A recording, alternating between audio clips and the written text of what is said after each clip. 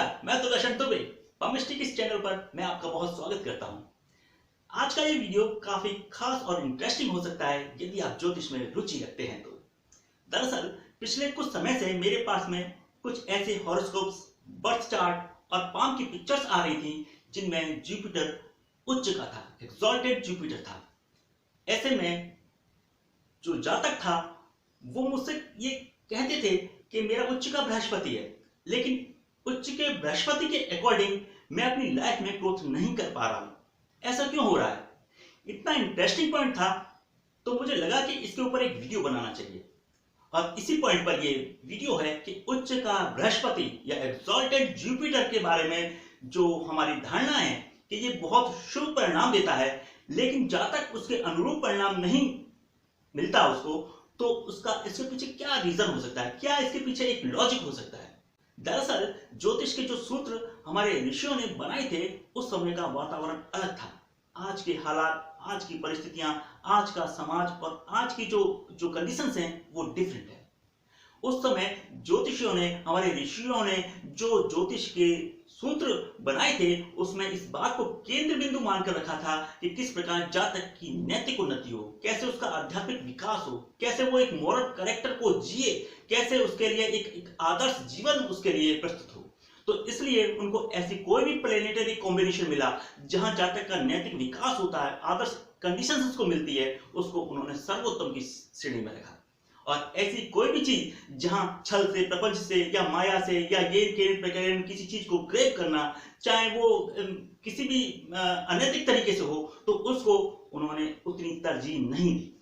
ये उस कालखंड की बात है। समय निरंतर आगे चलता रहा, लेकिन आज की जो परिस्थितियां हैं वो परिस्थितियां भौतिकवाद की चरम अवस्था है, जहां पैसे को वैल्यू दी जाती है, यहाँ सक्सेस को वैल्यू दी जाती है। और ऐसी कंडीशंस के अंदर जो मान्यताएं हमारी थी उसमें थोड़ा बहुत विचलन देखने को मिल सकता है। अब सबसे पहली बात हमें समझ लेनी बहुत जरूरी है कि उच्च का बृहस्पति का मतलब क्या होता है। दरअसल उच्च का बृहस्पति मतलब कर्क राशि में बृहस्पति का होना। यहाँ एक चीज देख लेना बहुत जरूरी है कि वो बृहस्पति डिग्री वाइज बहुत अच्छा होना चाहिए, षडबल में उसका मजबूत होना चाहिए और उसके ऊपर कोई पाप ग्रहों की दृष्टि भी ना हो तो और भी बेहतर है। तो उच्च का जब बृहस्पति होता है तो उसके प्रमुख गुण होते हैं, ऐसा जातक उदारवादी होता है, लॉयल होता है, अपने काम के प्रति वफादार होता है, एक आदर्श जीवन जीने में अपने आप को समर्पित करने की उसकी चेष्टा रहती है, वह अपने आप को एक निश्चित आदर्श मार्ग पर चलने की कोशिश करता है। वो कंसल्टेंसी में तो बिलीव करता है, यानी वो दूसरों को तो सलाह दे सकता है, लेकिन एडवाइस लेने में वो बिलीव नहीं करता है, उसको एडवाइस ज्यादा अच्छी नहीं लगती है। इसका कारण यह है कि उच्च का बृहस्पति है ना, बृहस्पति क्या है? बृहस्पति ज्ञान का प्रतीक है, बृहस्पति नॉलेज है, इंटेलेक्चुअलिटी है। और जब इंटेलेक्चुअलिटी किसी व्यक्ति के पास आती है तो प्राउडनेस भी आती है। प्राउडनेस आती है तो वो उसके अपनी चीज के ऊपर प्राउडनेस है, लेकिन वो प्राउडनेस उसको आगे बढ़ने में रोकती है। गुरु क्या है?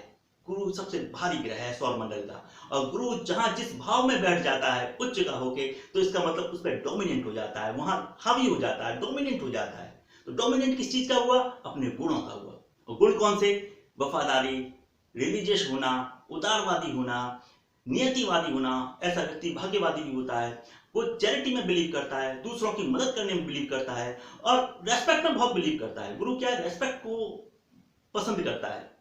आप पूरे दिन काम करते हो, उच्च के बृहस्पति वाला व्यक्ति यदि पूरे दिन काम करता है और शाम को उसका रेस्पेक्ट किया जाता है तो वो संतुष्ट हो सकता है। लेकिन एक सैटर्न डोमिनेंट पर्सन यदि पूरे दिन काम करता है तो उसको पहले मेहनत आना चाहिए, उसको रेस्पेक्ट बाद में मिले वो एक अलग बात है। तो उच्च का जो बृहस्पति होता है उस व्यक्ति को बड़ा ही आदर्शवादी बनाता है। उसको एक उसके नॉलेज की जो सीमाएं होती हैं उसको वो समझता है कि मेरे पास में एक अच्छा ज्ञान है, और जब मेरे पास अच्छा ज्ञान है तो लोग स्वयं मुझे मेरी रेस्पेक्ट करेंगे, लोग मुझको अपनी चीजें प्रोवाइड करेंगे और मेरे को अपने आप स्थान देंगे। जबकि आज की दुनिया में जहां गला काट प्रतियोगिताएं चल रही है वहां अपने लिए जगह बनानी पड़ती है, अनेकों तरीकों से बनानी पड़ती है।